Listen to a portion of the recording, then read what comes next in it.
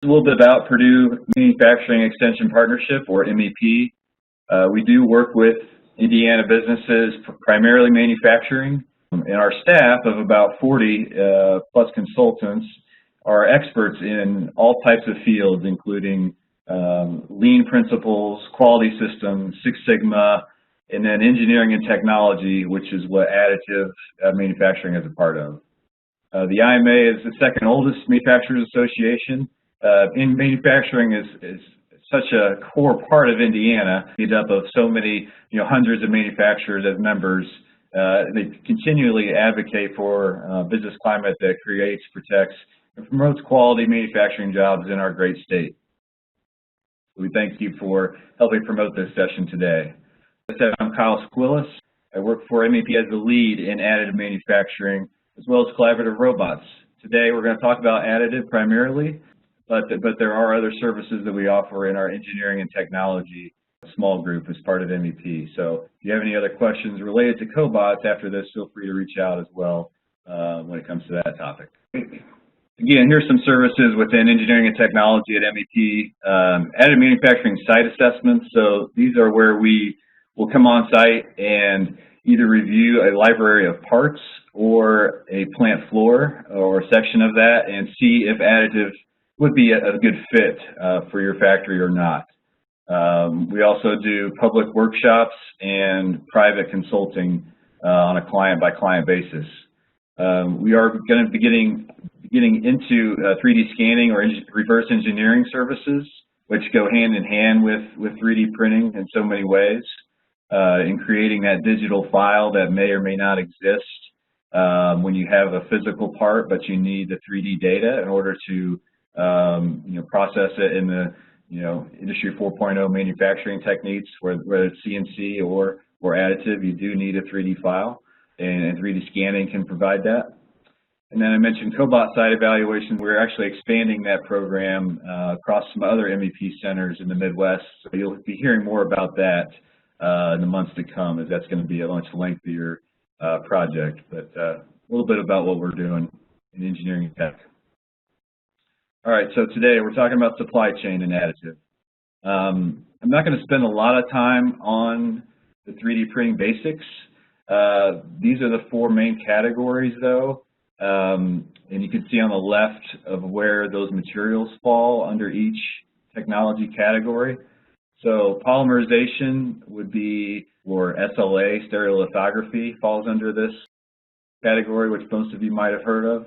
So these are plastics and waxes. Jetting is very broad. It can include binder jetting or material jetting. Basically, the binder, the difference is just what it sounds like. There's an adhesive added to the material substrate to then bond the layers together, whereas material jetting relies on either a UV or infrared heat source to bind the layers together. Fusion is also metal or plastic. Again, this is a technology that's really come on recently in getting into more production type of environments. In metal, powder bed fusion has been around a while and has been used extensively by folks in aerospace, medical, auto racing, performance racing, these kind of niche industries. Deposition is the one that's most common and probably the one that you guys have all seen. It's basically a glue gun, a nozzle that has a CNC, motor-controlled gantry where the build plate moves in Z and the nozzle moves in the X and Y direction. So these are anywhere from a couple $100 to several $100,000 for the engineering grade, industrial grade machines. And I would encourage you, if you are looking for more of a foundational background on 3D printing, 3D Huts has a great book out if you like physical book reading rather than digital. I don't know if they have a digital version or not, but it's a very handy reference book. And then we also created an on-demand webinar last year. You can find it through the Purdue MEP page, which we can send out after this webinar is through, or you can copy that YouTube link right now and save it in a Word doc for future reference. It's about 35 minutes. Kind of gives you a little bit of a foundation on the different technologies, more in depth than what we're going to talk about today.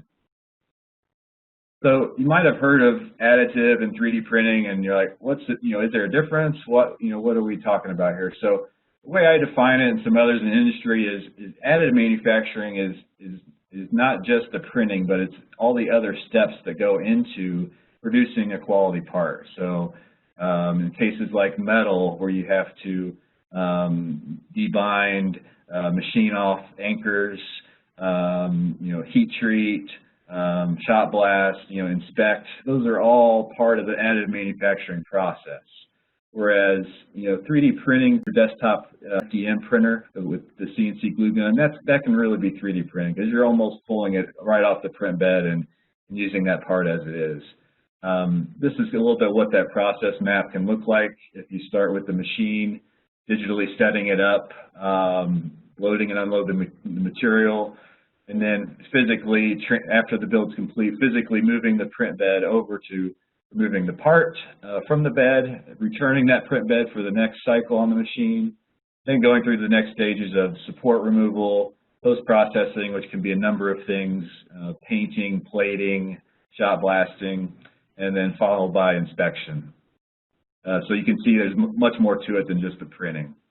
Where additive or 3D has started is in product development, where the level of risk, as you see on the left, is very low, almost zero. There's been little investment, but you do need to, but folks want to iterate quickly, and that's what 3D printing allowed that to do, was to iterate much more quickly than they could with traditional manufacturing means. And then folks started to say, yeah, maybe we can do some bridge production here. The risk goes up a little bit, but the materials are getting better. The costs are becoming more affordable in the last 5 or 10 years, certainly, where it's not a huge investment, and you can still get those pilots done at a near equivalent to the real production and a fraction of the time of traditional production.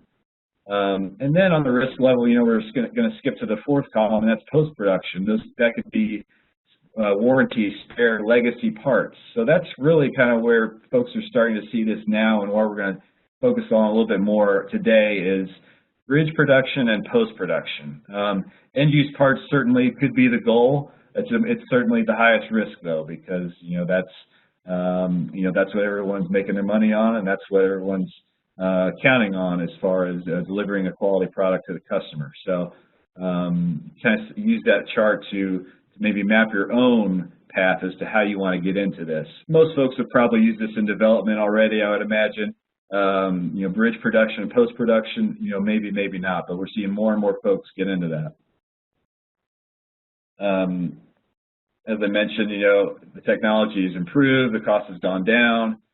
Software also should not be discounted. It's gotten a ton better.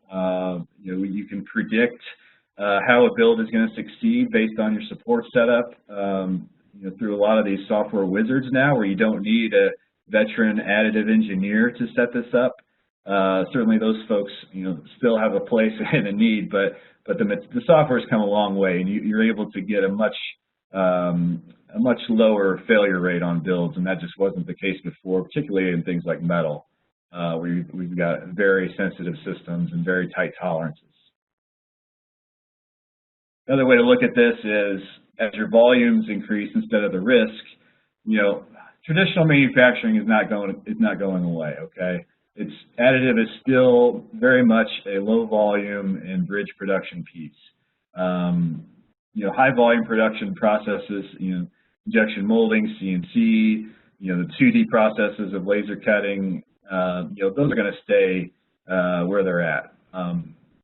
But what we're going to look at today, again, more is not just low volume, but also the end of the life, and how many resources go into supporting the end of the life process that you may not think about, or you may not realize all the costs that's involved with supporting that product as it gets to the end of the life. This is a recent study done by Jabil. They're a leading international manufacturing group, and I want to focus again on the percentage gains that we've seen in the last few years, highly in repair and maintenance, rivaling production parts, and then not far behind is bridge production, over 15% gain in a few years. So people are catching on and finding applications for 3D printing beyond prototyping. If you're looking at the economics of this thing, which we always have to, additive is a relatively flat curve, okay? There's going to be a little bit of initial spike with the volume, but at a certain point, the piece price just doesn't get much better, unlike a lot of traditional processes where it certainly is directly tied to the volume and the cycle time. You know, it can rival technologies that require multiple setups, complex processes like CNC, because it's not completely driven by complexity like those are. Look at this following quote comparison, for example, and thank you to Youngstown Business Incubator in Magnet, Ohio, our fellow MEP, for providing this quote comparison. But what we're looking at here is starting with B and the parts at the top. You can see the geometry is getting more complex as you go from left to right as the number is increasing, and that's given by a complexity rating. But the SLM, so SLM is selective laser melting. That's a metal powder additive process. You can see how the curves are relatively flat. You know, towards the end there is a bit of a spike, you know, again, because you do have some post-processing involved with metal that's more intensive than a lot of plastics when you talk about removing anchors. Now look at the CNC. You know, as the complexity increases, the price has gone up a lot. So that's one way to look at some of these decisions on which process is right. Additive is certainly not a magic wand, but it definitely does have a place as you look into complex, low-volume parts. And then on the right, we're going to look at a plastics example where we're looking at injection molding versus two common plastic processes: fused filament fabrication, triple F, and selective laser sintering, SLS. So you can see how flat those curves are compared to injection molding. And again, injection molding is going to win out when you get into those volumes above 2,500 or so. But up to that point, and before you have to tool up and take the risk of investing in that tooling, qualifying a supplier, maybe additive is an option for you in either of these technologies, as the pricing is more competitive and can give you a great result. These days, with the materials and the software advantages, a lot of the early days issues that people ran into with poor quality prints are rapidly going away, and so additive is getting a second look these days. Here is an area where additive can really play, and that's hybrid manufacturing. And that's where you use additive as an asset in the process chain. So, for example, there's a company in northern Indiana that they do a couple of pieces of a four-step process. They print a wax pattern, digitally set it up and build it, then they send it to the foundry to be poured just like a normal hard tool would be poured. And then the foundry sends that back and it's machined to a tight tolerance. So that's an example of hybrid manufacturing. Instead of the foundry doing it all themselves, when the volumes or the geometry makes sense and time and money can be saved, people are partnering up and doing certain aspects of the manufacturing process.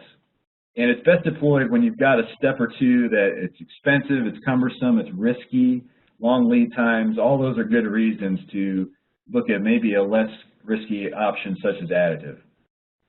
But you got to think creatively and not traditionally, excuse me, because, you know, a lot of folks that have traditional manufacturing experience are used to sets of rules. And a lot of those rules are thrown out with additive. It doesn't mean there are no rules, they're just different rules. That's why it's important to, you know, attend, you know, educational sessions, get up to speed on what are the parameters for designing for additive and how are they different. Because it is a different animal and different way of thinking compared to a lot of traditional processes. Just some visuals of what that looks like. On the left, these are some cast urethane parts from the pattern. So the pattern was printed and a mold was made around that pattern. And on the right, it was a little bit different step in the process. The mold was actually printed. So for prototype parts that they want to run the real material out of and not an additive material, this can be a great option for a limited number of cycles. Another example on the molding side is very recent. So in the COVID-19 response, a lot of you probably saw there was a bit of a maker revolution when it comes to printing masks and face shield bands, for example. That was very much democratized through the use of 3D printing. So these folks, they wanted to crank up, a production part and quickly. So what they chose to do was they printed the mold and the inserts for this injection mold to run in a mud mold, which is a common configuration in injection molding, so that they were able to test this part, verify it before they then could, in parallel, create a hard tool and get those running in the tens of thousands in a matter of a couple weeks, versus waiting on hard tooling, and if there's a problem, a design change, and you have to go back and rework that tool, which can be costly. So what Fortify did, and thanks to Fortify for sharing this, they have a proprietary material and printer that is best in class for particular injection mold inserts like this.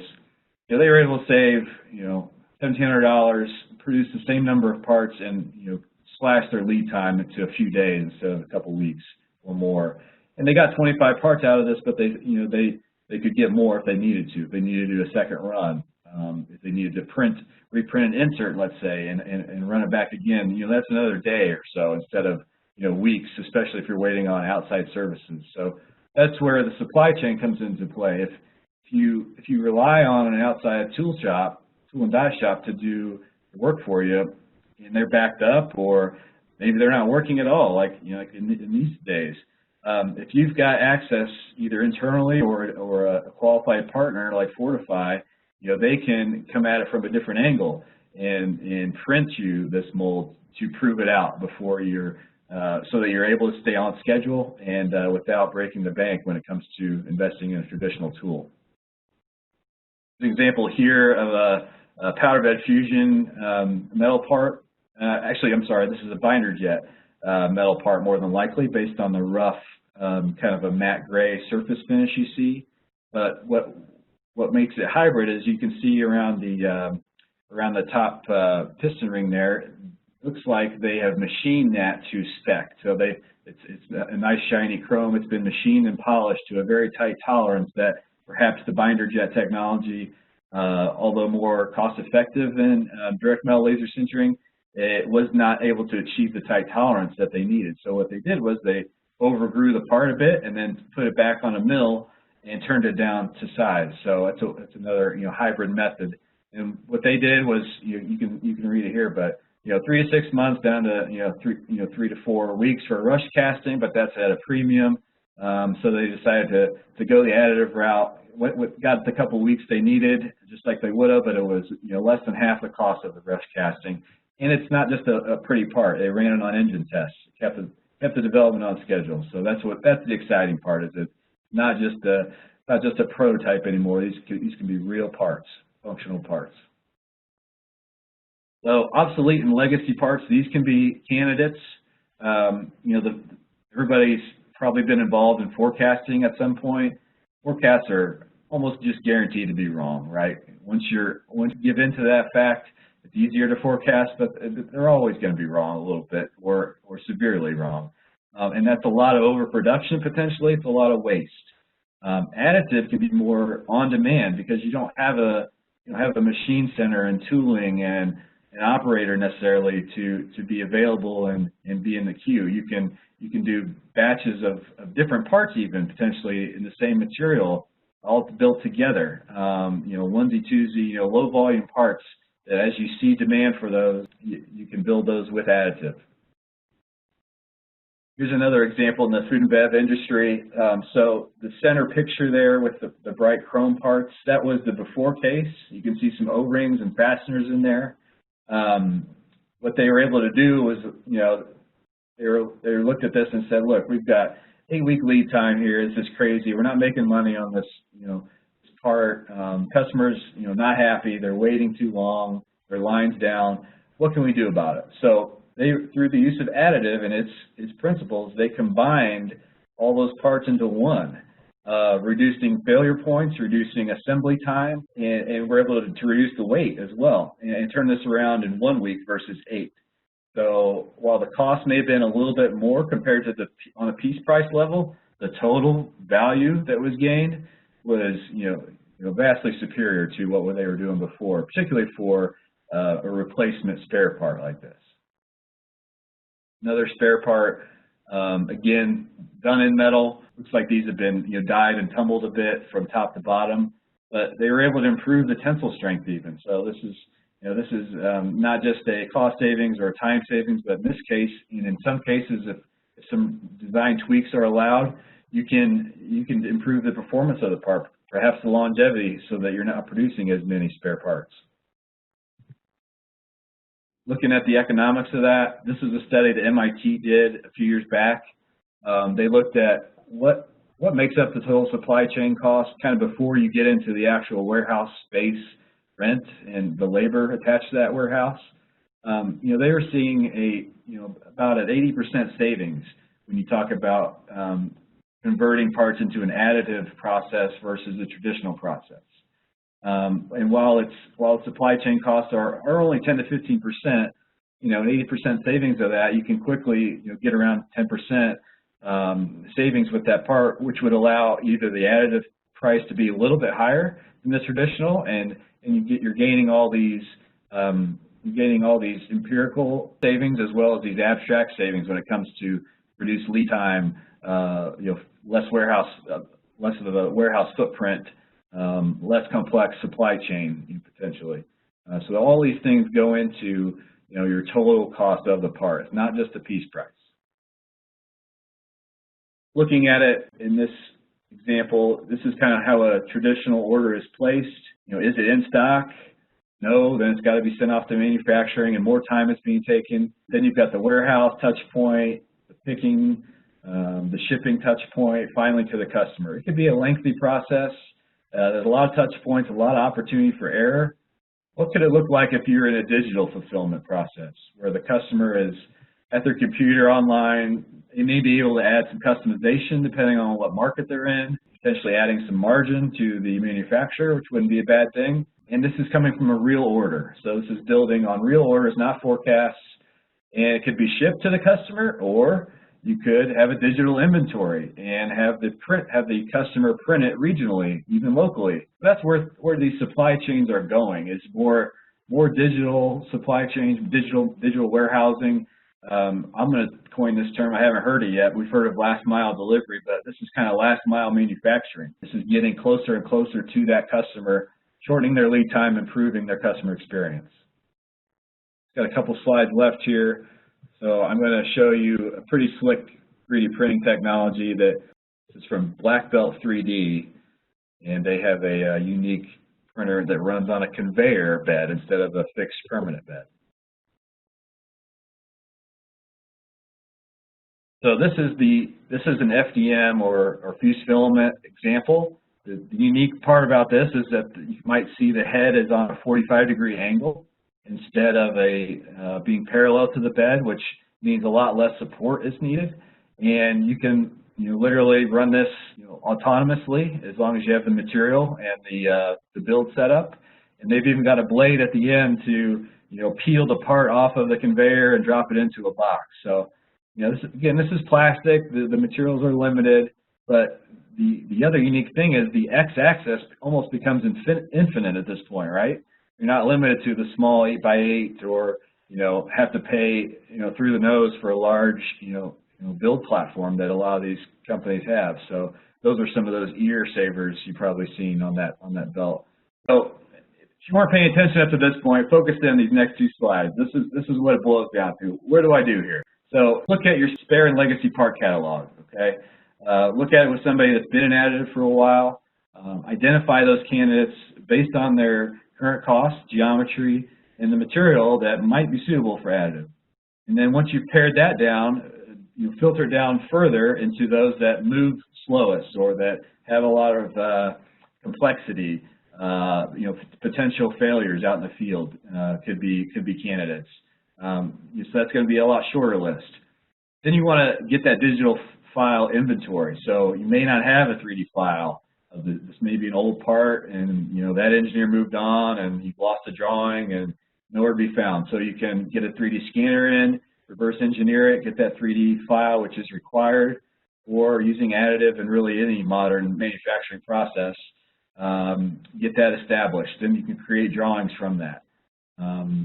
You can then design it with additive in mind potentially. So if there's an opportunity for that, certainly you want to take that and truly unlock all the potential that additive brings by being able to redesign it for additive. Because trying to print a block that's normally machined as a block and then print it as a block, it's not the best case. The best case would be to lightweight that part, maybe with an internal lattice, reinforce it in certain areas where you need that that robust wall thickness. But then additive unlocks the ability to then kind of design from the inside out that the traditional processes like CNC just don't allow you to do. If you're able to keep going from here, then you're going to start looking at the technologies. So we've mentioned kind of those 4 categories initially: polymerization, jetting, powder bed fusion, and the most common one, deposition. Looking within those categories, and then what machines will run those materials that you need. So folks are starting to do this.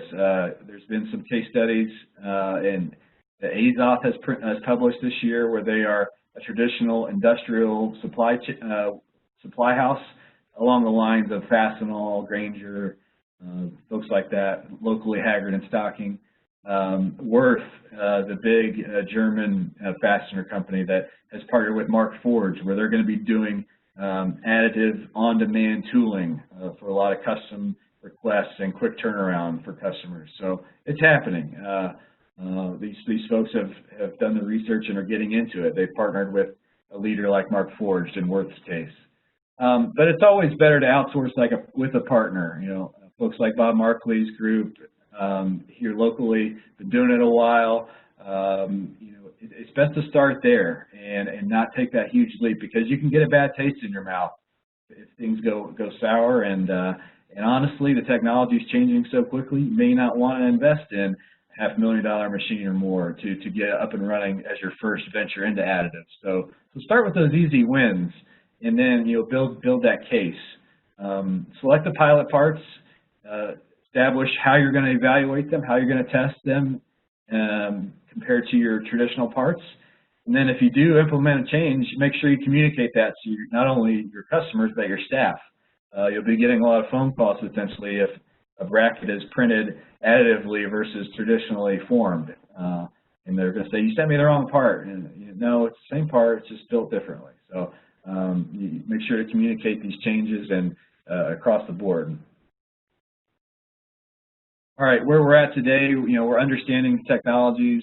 Next, we encourage you to identify the opportunities that you may have at your facility, and we can help you with that. That's where the assessment comes in, the benchmarking of parts. We have access to a lot of those different printers and materials that are great for evaluating a small number of parts through the Purdue network.